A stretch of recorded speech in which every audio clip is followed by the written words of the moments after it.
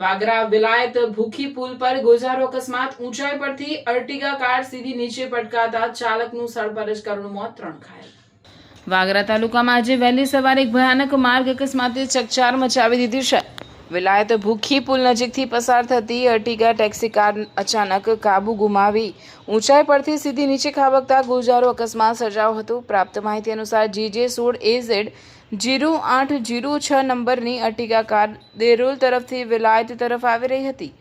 Car main road પરથી સીધી જ નીચે પટકાઈ જતા કારનો કચરગાણ વળી ગયો હતો અને ઘટના સ્થળે અરેરાટી ફેલાઈ ગઈ હતી। આ કારમાં એક પરિવાર દહેજ સ્થિતથી પરત જઈ રહ્યો હતો। પરિવારના સભ્યો સિવિલ હોસ્પિટલમાં પોતાના પરિજનોની ખબર અંતર પૂછી પરત ફર્યા હતા ત્યારે વિલાયત ભૂખી પુલ પર કાળમુખા અકસ્માતે તેમને ઘેરી લીધા હોવાની માહિતી સામે આવી છે।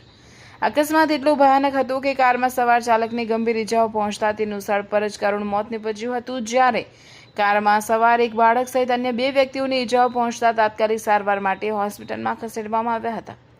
વહેલી સવારના સમયે સર્જાયેલા ગમખાર અકસ્માતની જાણ થતાં જ વાગરા પોલીસ તાત્કાલિક ઘટના સ્થળે દોડી આવી હતી અને જરૂરી કાર્યવાહી હાથ ધરી હતી।